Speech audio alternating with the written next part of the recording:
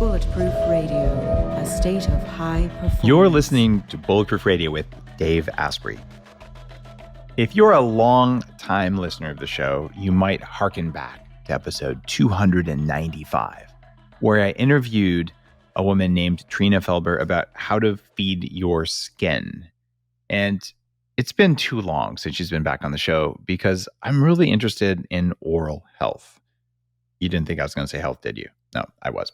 Now, oral health is something that changes your microbiome in a major way, and so many people do it wrong. I mean, really wrong, changing nitric oxide, all this stuff. So I was looking for an expert who could come in and talk about what's going on in your mouth and how to avoid major problems, major health problems that come from your mouth. And Trina is the person to do that because she's a RN, and you have all sorts of letters after your name that basically mean you've studied medical stuff, all of which I don't know. But also because I've known you for, like 6 or 7 years, I know that you go really, really deep in this. And the whole point of Bulletproof Radio is I find people who are uniquely knowledgeable, go really deep, who are kind of obsessive about certain things, and then we pick their brains and everyone gets to benefit. It's a conversation I would have had anyway. So you're all about this oral health. You have some crazy stuff with lights and other things that avoid the common pitfalls. And I just want to pick your brain on that in this episode. So all about whiter, stronger teeth, your immune system, your skin. Maybe we'll even talk about pooping. What do you think? Oh, pooping's always a good topic. You didn't think I was going to go there, did you? Coffee makes you poop, right? For some people it does, but only if they need to. That's right. It's detoxifying. I'm excited to be here. I love talking about mouth. Mouthing off with you is going to be great. There you go. All right. You're a nurse and you're super into the mouth. How do you go from holding people's hands in medical settings to, I know nurses do a lot more than that, but like, how did you make the transition to just like, I care about my teeth and my tongue and all that? Yeah. Everything happens because of a personal journey or something that happens personally. So when, Mia, our daughter, when Mia was 2 years old, she had a tooth come in with a natural cavity in it. And we were eating healthy. This was pre-Bulletproof days, really. Oh, you're eating kale, huh? Yeah, we were eating kale. No, we weren't. We were eating healthy, not much sugar. She was only 2. And so anyway, when we were brushing her teeth that one night, we looked at it and we were like, oh my gosh, what's that? We start freaking out. It's a molar. So we take her to the dentist and the dentist takes one look at it and he says, you know what? That's a natural cavity. It developed in utero. I didn't even know this could happen as a nurse, but it developed in utero. I must have had some sort of like flash viral infection or something happened the instant that tooth was being developed.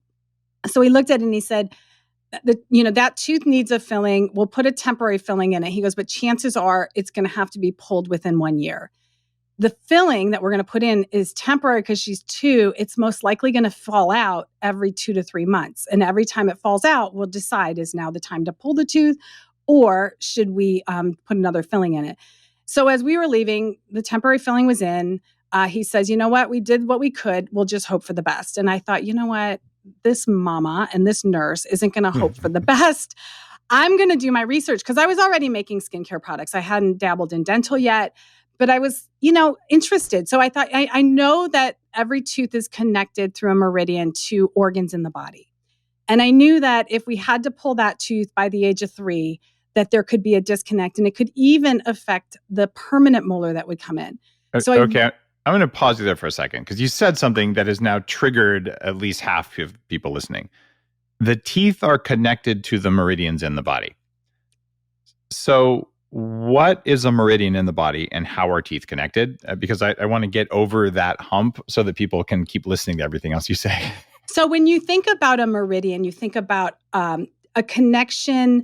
It's almost like, I don't want to say a nerve connection, but if you think about it as a nerve. So each organ is assimilated to a tooth. So technically, if you have a toothache, that tooth is connected to a specific organ in your body, which might be signaling to you that there's a problem with that organ.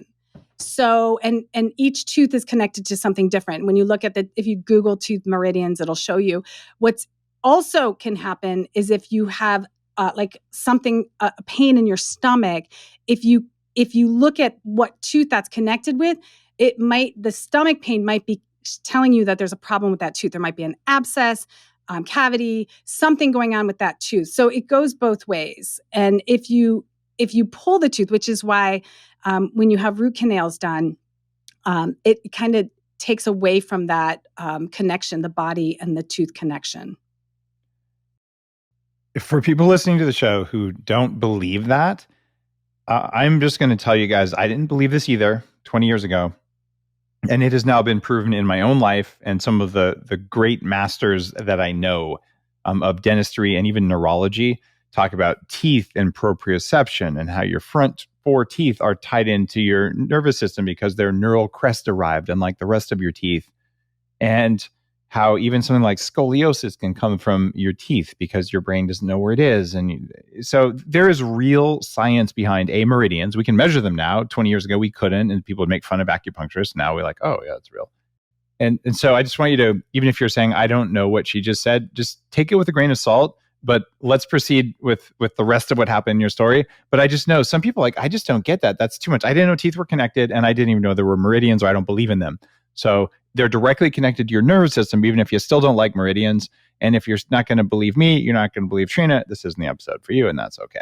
All right, go ahead, Trina. All right. So when we were leaving, he says, we'll hope for the best. So I decided I'm not going to hope for the best. If there's something I could do to help keep that tooth as healthy as possible, I'm going to do it. So I did my research. I started, I actually found Dr. Weston A. Price, and I pretty much developed my entire product line based off of his research. So what I found was when he discovered the oral health of people in third world countries, when you look at National Geographics and you see those big, huge smiles, their mouths are huge, their jaws are big, and their teeth are bright white.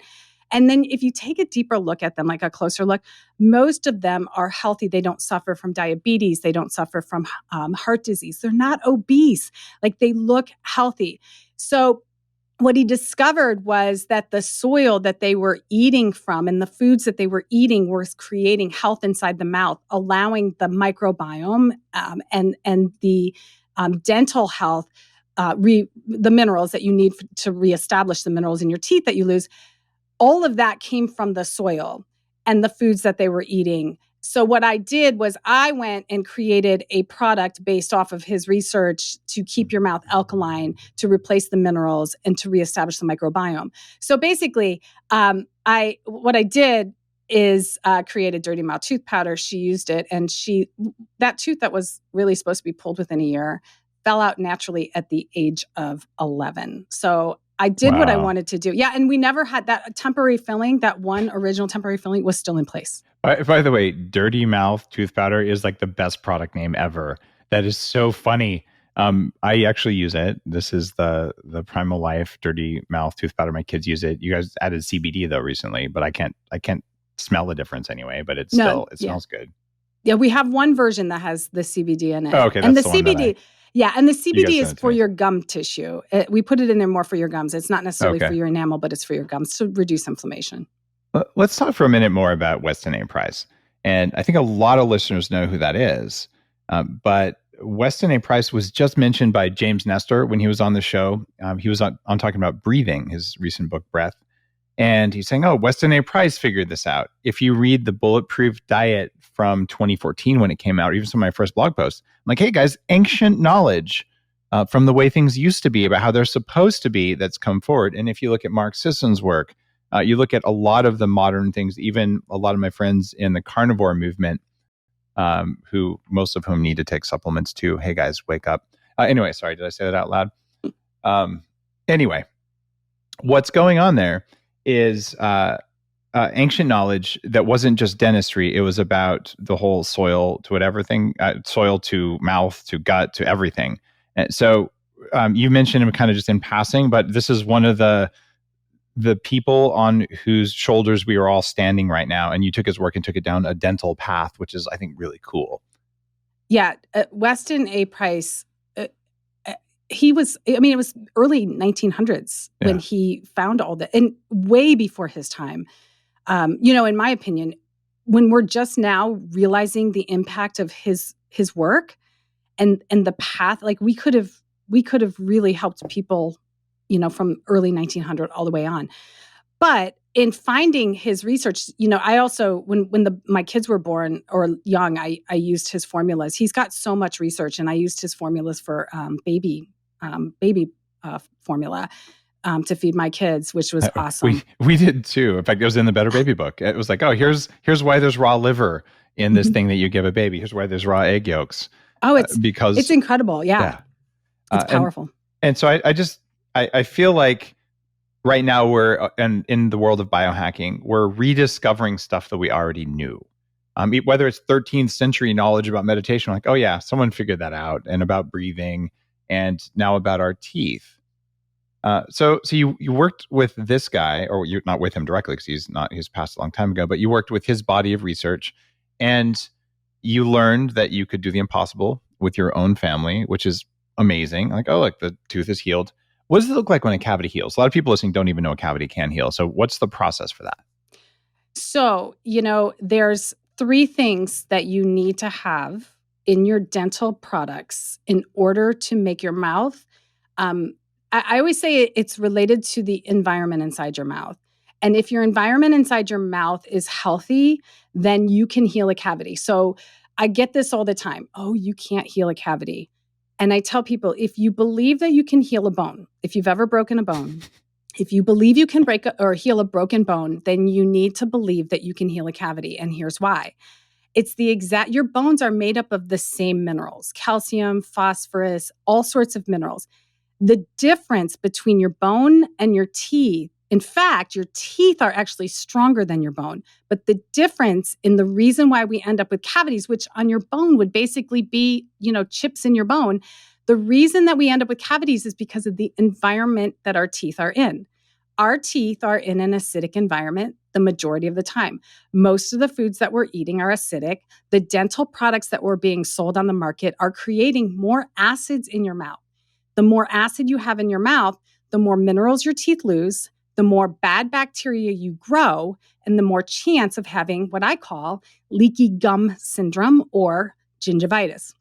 Once you go down that path, you end up with all sorts of health issues that are inflammatory related, including leaky gut syndrome and all of the digestive issues that you might suffer from. Even Alzheimer's. A study just came out about that. Like, the link is very clear that those bacteria in gingivitis are going to make you forget your name when you're old. Yeah. You don't want to do that. It's and it's linked to heart disease. It's actually linked to preterm labor. I actually had my chiropractor was telling me about a patient of hers that was in preterm labor. She was only like 28 weeks. And they couldn't figure out why she was having preterm labor. She was basically in bed on her head to keep her baby viable and in. And so what they discovered about 3 weeks into it was that she had severe dental disease. And they treated it. And as soon as they treated her dental disease, her preterm labor stopped. She went home and delivered a full-term baby. So it's completely linked to oral health. In fact, the oral health inside the mom's microbiome is very indicative of what baby's microbiome is going to be like. And if mom has a not so healthy microbiome, then baby is more prone to cavities and gingivitis as they get older. And you said something that was really profound and interesting. You said that as a medical professional, no one had ever told you that you get a cavity in the womb. And the cavity has bacteria in it. So the womb itself isn't sterile. It has its own microbiome. And we didn't know that until just a couple of years ago. Right. Mm-hmm. And it's not about getting just the bacteria that come from the vagina during delivery. It's that inside the womb, there are these bacteria.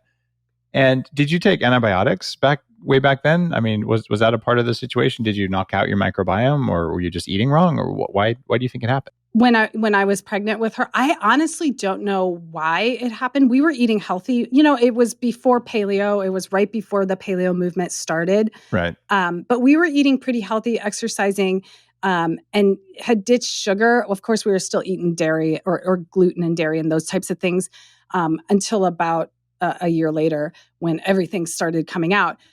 So I don't know why it happened. It could be stress related too. There's a lot of things that could have been happening. I really wasn't taking antibiotics or anything like that. And I didn't take medications. I've always been a natural supplement type of person. Okay. So it's just it's a fluke that can happen. And usually what happens when a baby ends up with a cavity or a child, by the time it comes to fruition, it usually happens to both teeth because they're being developed at the same time, both molars, but hers was only one. So I don't know. We were blessed. It's interesting. I have 2 kids and no dental problems at all in the first. My second one, he had a couple teeth that were really surprising.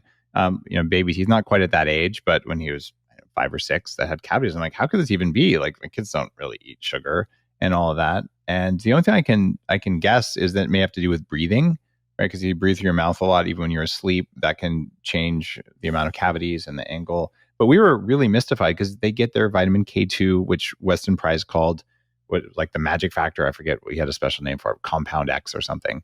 He's saying there's something in fermented butter and cheese and it has magic powers. Yeah, it's K2. You take it with your vitamin D. But so even then, I'm like, how could this be? But the answer is, what do you do? So we had the tooth. I don't think it was a temporary filling because at that age, like, yeah, we can just put a white clean filling in that doesn't have mercury or anything like that. And he hasn't had problems ever since. But I was always like, what did I do? And the answer is, you don't really know, and you're probably not going to know, right? Right. And you know what happens right now? A lot of people with the wearing the face masks is mask mouth. I know you've talked a little bit about mask mouth. People got so mad when I said it. It's like, guys, I'm not going to blindly support something that actually is dumb, because cloth masks, they sort of ruin your breathing because they make you breathe through the mouth. And the evidence shows they increase your risk of respiratory infection. And tell me what they do to your mouth. Oh, yes. In your mouth. So that the mouth breathing will actually dehydrate your mouth a little bit, prevent your saliva. Your saliva is actually the body secretion no one's talking about. And it is the secretion in your body that is meant to protect you 24/7 when you're not brushing your teeth. And for a couple of reasons. Saliva is, in humans, mammals, we're the only mammal that has digestive enzymes in our saliva. So saliva starts your digestive process. It also contains the minerals in it to remineralize your teeth. It's also what takes whatever's inside your mouth into your gut. So if you're housing bad bacteria inside your mouth, you are feeding and seeding your gut with the wrong bacteria, which could ultimately lead to digestive health issues down the road, or currently can make them worse. So getting back a little bit to the dental health and what are we doing wrong, or what does a healed cavity really look like? So I've had a lot of people, for everybody it's a little bit different, but you can heal a cavity, but it has to be related to the environment inside your mouth. And like I was talking about, the acids inside our mouth are very prevalent with the foods that we eat. Breathing through your mouth, the mask is going to increase the acid level inside your mouth. It's going to cause dehydration. So you need to drink more to keep your mouth moist and to support your saliva. But the dental products, for me, need to have 3 things. When I built my products based off of Dr. Weston A Price, these were the 3 takeaways that I took away. So when you're brushing your teeth, what I want you to look at is what you're using and see if they satisfy these 3 things. Because if they don't satisfy these 3 things, all you're doing is cleaning your teeth. And what you're probably doing is over cleaning them and destroying your good bacteria.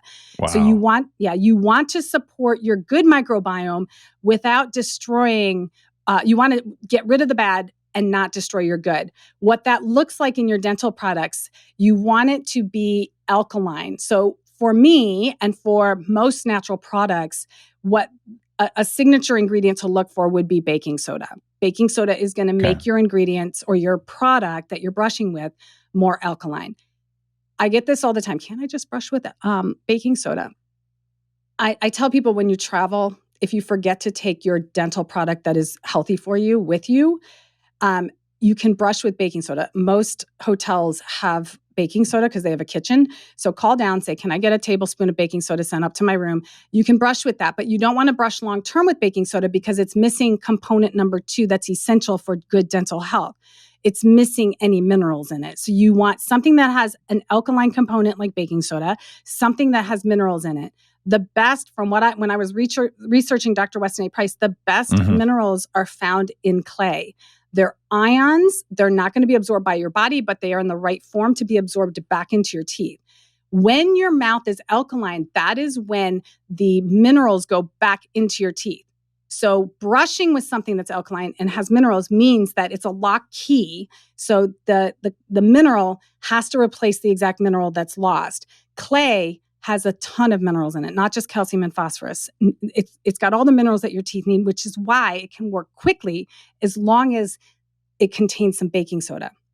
So if that makes sense, I'll move on. Does that make sense? I want to ask you a question. And I used to have to go to the dentist 3 times a year to get plaque scraped off my teeth. I mean, literally chunks of it, like sand, would come off, especially the bottom of my back teeth. What do you think was going on there?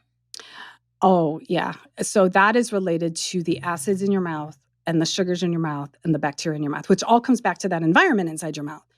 For most people, it's the acids and the sugar. The sugar and the bacteria create acid. So when you think about bacteria inside your mouth, plaque is basically a biofilm, and it's creating an environment so that the bacteria can hide underneath. So most of the bacteria will hide under the gum line. What happens in your mouth doesn't stay in your mouth. It's not like Vegas. So once it gets under the gum line, it starts to create gingivitis or leaky gum syndrome, and then can cross through your gums when they become leaky into your body.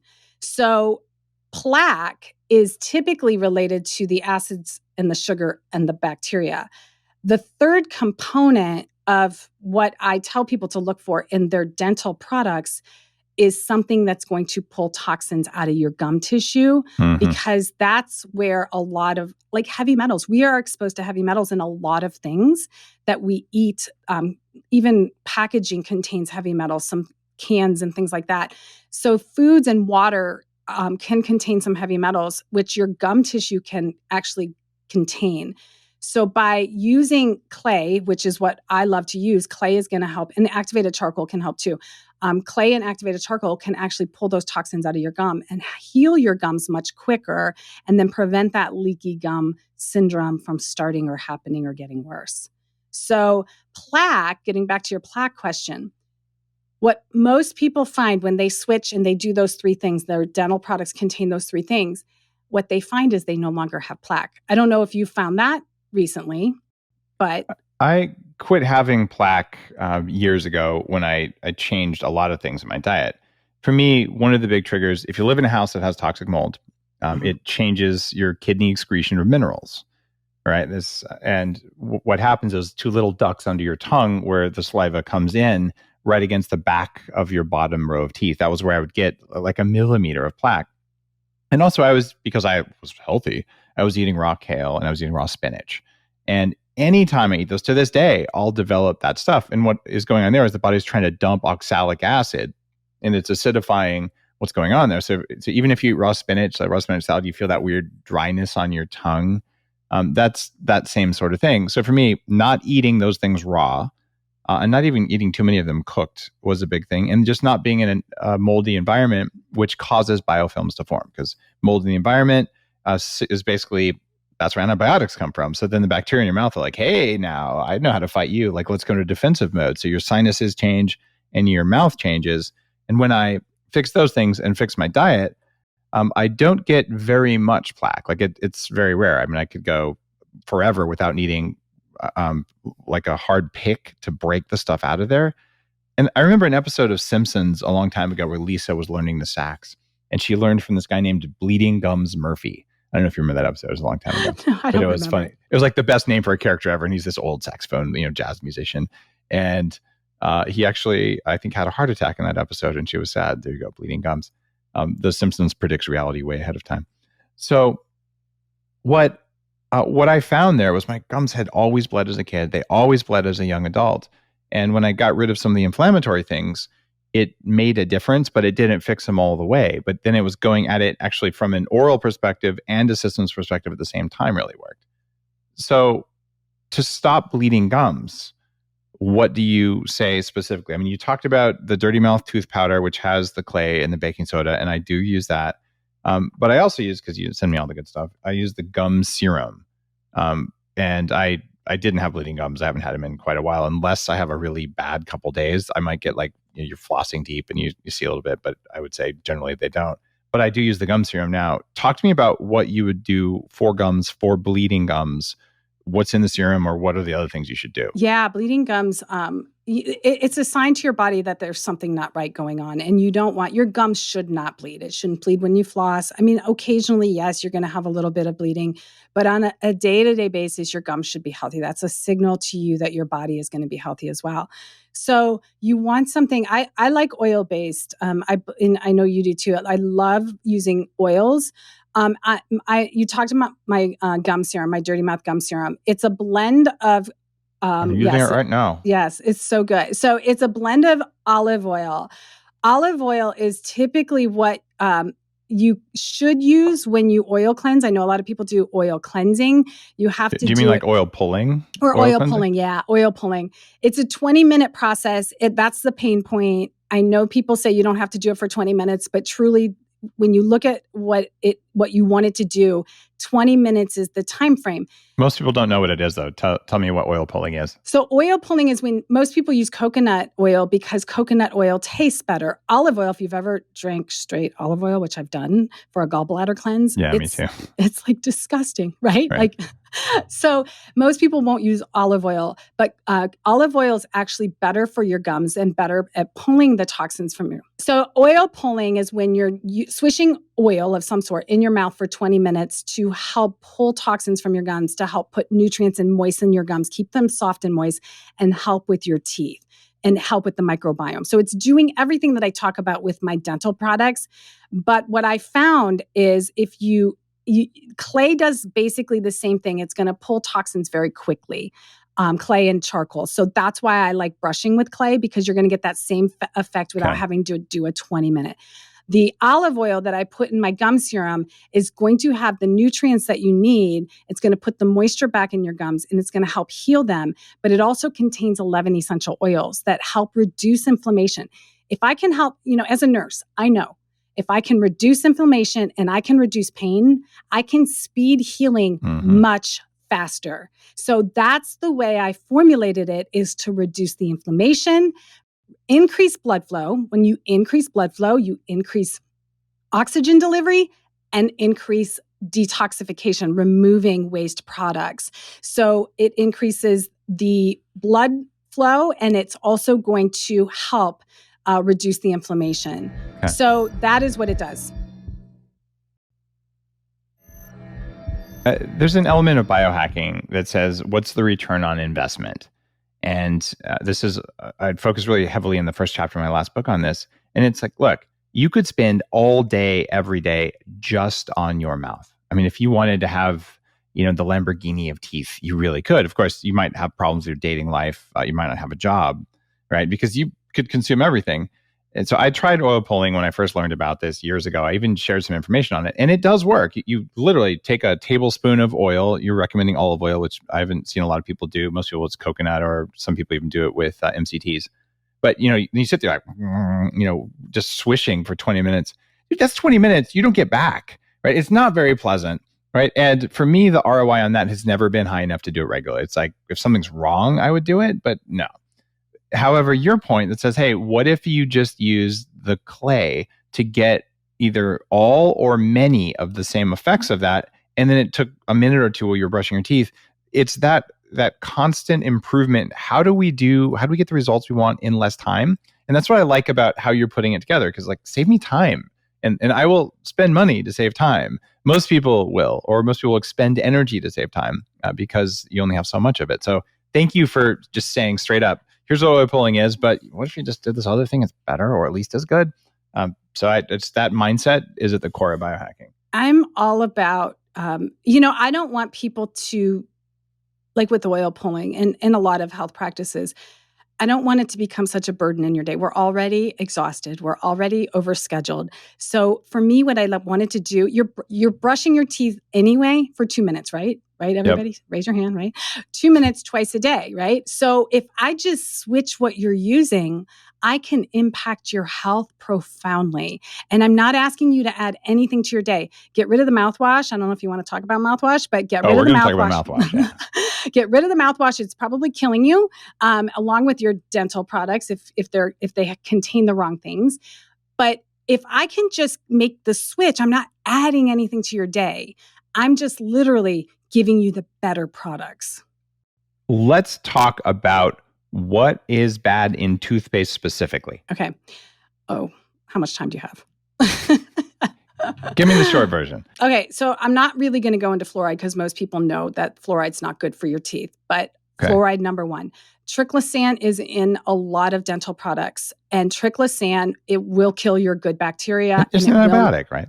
Right. It's like, so if you're brushing your teeth with something that has Triclosan in it, think about it this way. It's like brushing your mouth, brushing your teeth, or taking an antibiotic twice a day for life. What does an antibiotic for 1 week do to your gut? It destroys it. What do you think brushing your teeth twice a day with Triclosan or an antibiotic-like substance is doing to your mouth? Same thing, destroying your microbiome. Triclosan is another one. Okay, and then sodium lauryl sulfate, SLS, is another one that's going to destroy your microbiome. Glycerin, if you say, I'm okay, I'm using a natural product, you better double check. If glycerin is in your dental products, glycerin is like a Band-Aid or saran wrap. It puts a coating on your teeth so you don't feel the sensitivities or the demineralization. And glycerin will prevent minerals from getting back into your teeth.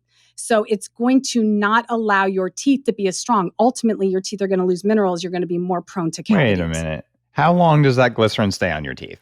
So the studies have said about 19 to 20 good swishes. So whatever that means for you. I don't know what that means for everybody, but for some people, when they have sensitive teeth, what they tell me is I had sensitive teeth. I would brush my teeth and my sensitivity would go away. And then in the evening, my teeth would start to get sensitive again, but then it was time to brush my teeth again. So I don't know. So it's lasting all day. It can, because if you think about it, you're not really, so swishing means you're moving something, liquid or something between. So eating food might remove a little bit of it, but it's all depends. I'm not here to say glycerin's going to last all day for you, but if glycerin's in your dental products, it's preventing any minerals from getting in your teeth for a certain amount of time. So whatever that time frame would be.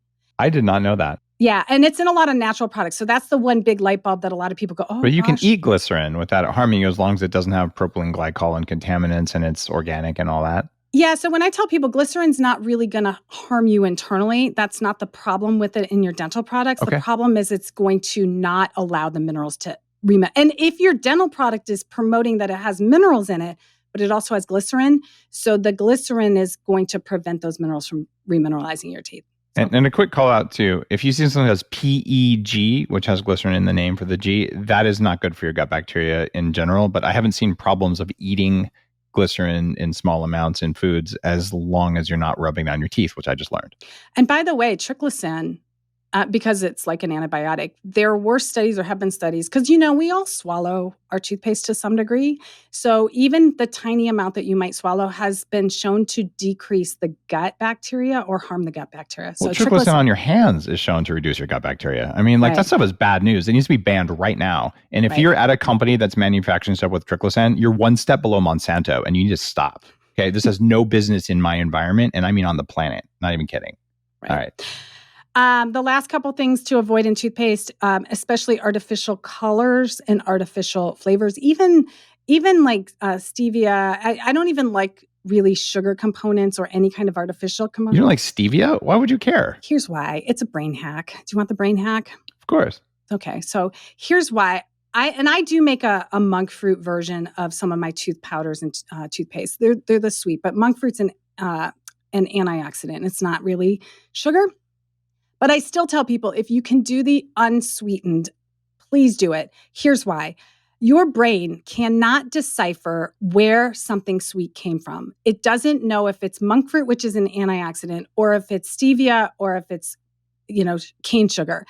All your brain knows is it wants more sugar. It likes it, it turns it on, and the next thing you know, you're drinking a latte full of sugar, and the next thing you know, you're stopping to get something else that's full of sugar, and your brain just... So if you're trying to stay healthy, brushing your teeth with sugar is setting you up. If that's the first thing you do in the morning and you're brushing your teeth with something that's sweet, if you knock that out, you might be better off on your target weight loss or whatever program you're on, staying where you are, if you just avoid that one thing. I'm going to have to disagree with you outright. Here's why. Tell me. A lot of people, like if you've gotten rid of sugar, you can have stevia and it doesn't cause sugar cravings. And I'm wearing a levels continuous glucose monitor on my arm. There's no difference in blood sugar for that. But stevia is shown in multiple studies to break up biofilms. It does. Okay, I get that. But what about your brain? Like I'm not talking about in your mouth. I don't get cravings from stevia. I don't like it very much, but I don't get cravings from it. No, but you're not the average person who's eating like sugar. So you're worried it'll trigger a sugar craving? I'm telling people that if you are someone who is literally trying to, like you're struggling with stress and weight loss and diabetes or anything, if you're struggling with things, maybe what you're brushing your teeth with first thing in the morning, if it's sweet, is setting your brain up to want more, and setting off those type of reactions. Okay. I get you there. So if you're having a problem with cravings, you need to be at the start of your journey. I need no sweet flavors at all. There is a purist kind of older paleo perspective that says that, just don't get used to sweet flavors. I've always been like, hey, use some xylitol. It's good for your teeth anyway. And it's okay to experience sweet. Just don't get the blood sugar spikes. And it's okay to live a little, but sometimes you just have to go cold turkey. And so I'm with you there. I could go either way. I don't object to stevia, even though I don't like it. Yeah, I mean, I don't object to it either. I just want people to really, and for a lot of people, and I do make, like I said, I make one that has monk fruit in it for kids and for adults that really like that sweeter flavor. Yeah. But, if you're someone who really is struggling with something, maybe that's, and really brushing your teeth with a non-sweet, my tooth powder is non-sweet. It's our number one selling flavor is the non-sweet ones. It doesn't need to be. So my kids use it and it tastes like minty stuff. And they're completely okay with it. All right. So that's what's wrong with toothpaste. We've got glycerin that seals your teeth so they can't get minerals. You've got Triclosan, which is just bad news. It's an antibiotic that works systemically and is in like hand soap and stuff like that, right? And then you've got fluoride, which is a big deal. And you've got SLS, which also screws up your oral microbiome. So that's a pretty good reason to switch away from a toothpaste and go to a powder. The other reason I like a powder, which is kind of funny, is that back when we actually used to travel, which I did a lot, right. I would not have to put it in a little baggie and like portion it out and all that stupid stuff. And if you're actually interested in protecting the environment, would you rather burn airplane fuel and all that to ship around a paste or a powder? Because the powder goes a lot further on your brush. So it's actually less packaging and more benefits. So I'm a fan of the Dirty Mouth powder. Well, there's environmental reasons that it works better anyway. Yeah. So, okay. So we've now effectively assassinated the vast majority of toothpaste that's out there. Tell me why mouthwash is absolutely the stupidest idea ever, Trina. Well, because as they market it, it kills 99% of bacteria. They don't say bad bacteria. They say all bacteria. And that means your good bacteria is dead too. And the main problem with that, and I know there's been studies that have shown with hand soap that you talked about with Triclosan and the antibacterial stuff, it takes 2 weeks for your body to reestablish a good microbiome after the last time you've used it. So the same thing basically happens inside your mouth. It can take up to 2 weeks after the last time you've used something like mouthwash to reestablish a good microbiome. So what happens when you destroy your good bacteria is that the bad bacteria can grow so rampant in the acidic environment that you're creating. So mouthwashes, especially the ones that contain alcohol, artificial flavors, colors, even some fluoride ones, those are going to create a more acidic environment besides the fact that it's just killing everything. And that means that your good bacteria isn't even going to have a chance when you're exposed to it. You're just going to be growing bad bacteria, which ultimately is going to lead to gum disease and cavities. And when you talk about bleeding gums, that alcohol and those harsher ingredients can break down your gum tissue. They're caustic or they're harsh to your gum tissue, which can cause your gums to degenerate a little bit. Just quicker. Because of the alcohol itself. Yeah, and even peroxide. I didn't talk about this with dental like the toothpaste. But another ingredient I tell people to avoid is peroxide, whether it's with teeth whitening systems or with a whitening toothpaste.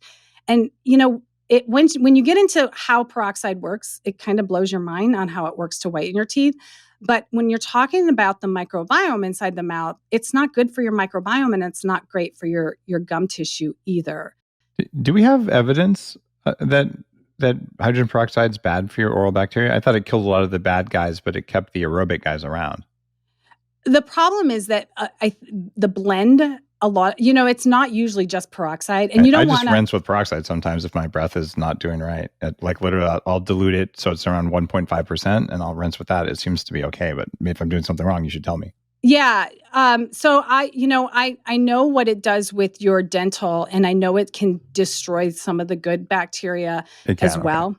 But, doing it once in a while isn't going to be as caustic as using something that has all the other ingredients with the peroxide. But when you're using it, here's the biggest thing that I like to tell people. If you are someone that still has the amalgam or the mercury fillings. Oh, yeah. Peroxide should and nobody knows this. It should be avoided if you have amalgam fillings, because the peroxide can break down and leach mercury it vaporizes it. There's a vaporizing tooth video on YouTube. One thing that blew me away that I learned about mouthwash, and I haven't used mouthwash in many years. If I need to, I do use that diluted hydrogen peroxide, but not on a super regular basis. I have actually brushed with that for a while when I really needed to kind of get things cleaner. But I've actually noticed I get more whiteness from my teeth from using the powder than if I just only brushed with hydrogen peroxide, I think, because it cleans better. I noticed that when I would use an alcohol-based mouthwash, even without the Triclosan at all, for a while there, way back in the day, this was like 14 years ago, I would make my own mouthwash. I'm like, a little bit of vodka, a little bit of this, a little bit of that, right? Because at least I'm using a good alcohol.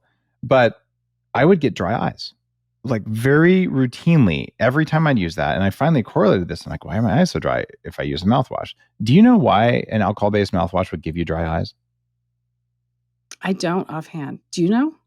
I found a study or a mention of it somewhere that like helped me to figure that out. And I, off the top of my mind, I don't remember what the mechanism was, but it was probably something to do with the microbiome. And then a study came out that said alcohol-based mouthwashes were destroying your ability to make nitric oxide, which happens in your saliva from your good bacteria. So that means, oh wait, cardiovascular disease, if you don't have nitric oxide, your blood vessels can't dilate effectively. Oh, and what other part of the body, whether you're a man or a woman, would you like to have your blood vessels dilate at certain times?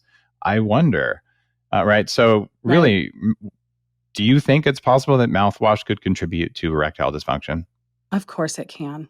Everything can. Yes. I mean, if you're destroying your good bacteria, the nitric oxide is so important, and nobody talks about that, but it's so important for overall health, as well as your blood pressure control, as well as what you were talking about, erectile dysfunction and all sorts of things.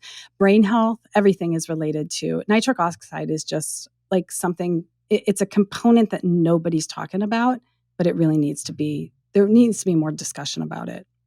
If people just learned this and you're saying, oh my God, mouthwash is actually bad for me, maybe it is contributing to that erectile dysfunction problem, what would you use instead if you want fresh breath?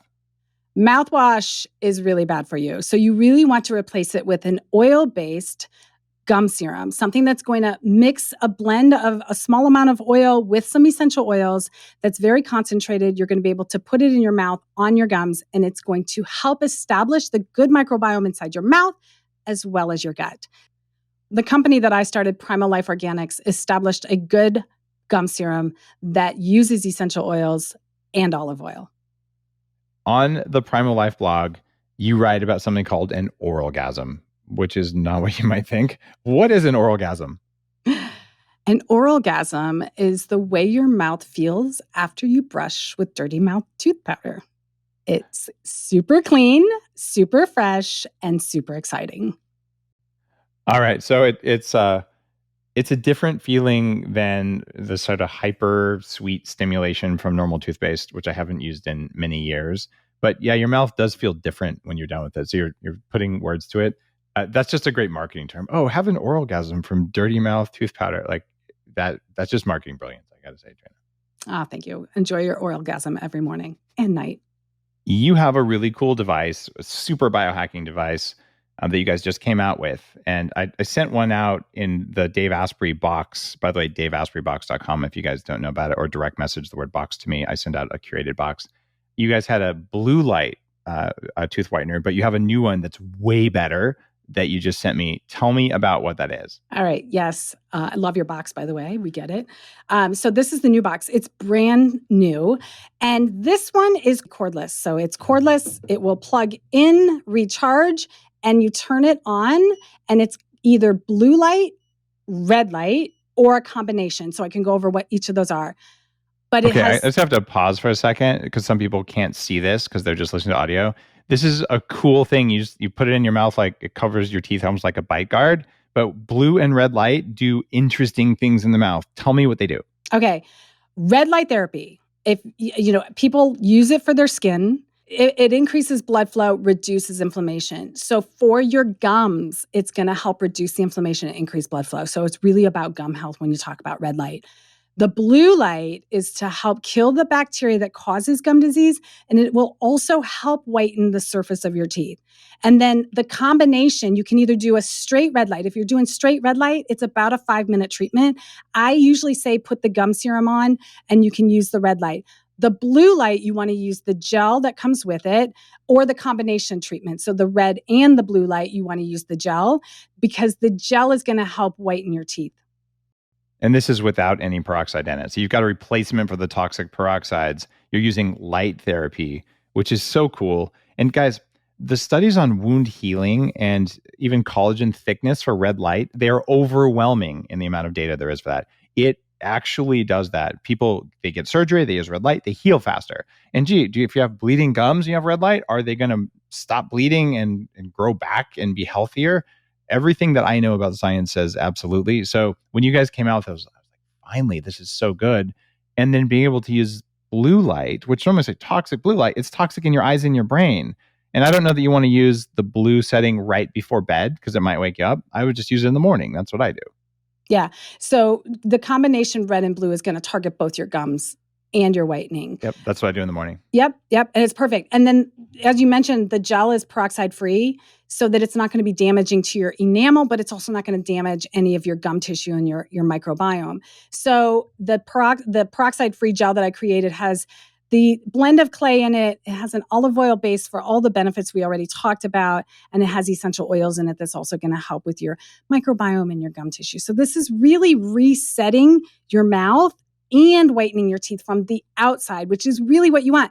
Ultimately, when your enamel's thicker, you have better dental checkups. You have less chance of getting cavities. You have less plaque buildup that we talked about. You really don't suffer from everyday bad breath. So when you get rid of those things, ultimately the inside starts to heal a little bit faster or a little bit better because you don't have to, you're not as full of the inflammatory markers that your body has to take care of. Well, that definitely is a straight up pitch for an awesome new product. And guys, you know that I regularly bring new biohacking technologies onto the show and all. And so there's a deep ancestral knowledge about how teeth actually work, that they have a circulatory system. And I didn't know some of the details about whitening strips.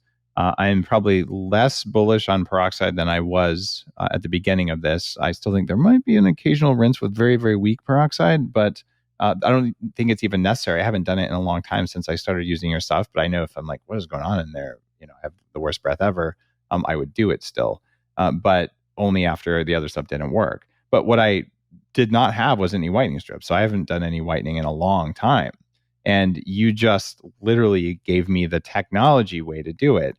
And also, we talked about that swishing thing, with oil pulling. It takes 20 minutes. You have to leave those strips on for a long time. Then you're talking like this, and it's not nice. So here we're talking 5 minutes where you put the Primal Life. What do you call that thing? That's the red light. This is the real white teeth whitening. The red light is 5 minutes. The treatment for the blue light will be about 20 minutes. So just 20 minutes with the gel. Yeah. But here's the hack. 20 minutes. So I've had customers, and I do this myself after a customer told me she does it when she's making dinner because she's a snacker. Like I do that. When I'm cutting up vegetables, one goes in my mouth, one goes on the plate. So by the time I sit down to dinner, I feel like I have to eat my plate and now I'm not full. So, or I'm not hungry. So put this in your mouth when you're making dinner and you can't eat and you can't talk. That's the only two things you can't do when you're doing it. So that's a good hack. Well, because you're awesome, and because this is your second time on Bulletproof Radio, you've got a whole dental detox kit. So guys, if you want to get your mouth upgraded with all of the stuff you would use to fix your mouth biome, which as you just heard is as important as your gut biome, it feeds your gut biome. You got to get the bad stuff out and put the good stuff in, remineralize, all that kind of stuff. Primal Life has put together an offer for you guys where you can save $40 off a 60-day supply, or you can save up to $150 by going for a full 6-month everything you need for your mouth. So all you got to do is go to dentaldetoxbox.com and they'll just hook you up with everything. This is the kind of stuff that I use in my own mouth. And the difference is my teeth are whiter. I can feel the difference. I don't have bad breath. I didn't have it before, to be perfectly honest, but the stuff works. And my mouth feels healthy. That idea of an oralgasm, I don't know that it's quite that strong, but I'll tell you, it's very different than brushing with xylitol and all this sort of homemade stuff that I would try to do before. So this is the real deal based on real science. You heard from Trina, and you heard why it works, how it works, and you learned a bunch of practices that you don't want to do anymore. Even if you don't go for this, I will tell you, this is what my kids use, this is what I use, what my wife uses. It's good stuff. Trina, thank you for educating me on some stuff I didn't know. The whole peroxide debate there is new information to me. And just for going really deep and being obsessive about oral and dental care because someone had to do it. And well, that was you. Well, thanks, Dave. I love chatting with you anytime. So thanks for having me on. If you like this episode, you know what to do. Throw out your mouthwash, right? If that was the one thing you did to make your life better today, that's probably the right thing to do. And yeah, maybe you want to go for the dental detox kit. That's a good idea too. But even if you don't, it's okay. Just be more conscious of what you put in your mouth. You wouldn't spray hand sanitizer in your mouth. You shouldn't use mouthwash. It's just not good for you. And you shouldn't use normal toothpaste for all the reasons we went through. So there's a lot of things that are very low behavior change. Look, toss out the bad stuff, put in the good stuff. The behavior doesn't change after that. So these are the things that take the least effort that have high returns. And those are the things that are the best biohacks of all. Have an awesome day.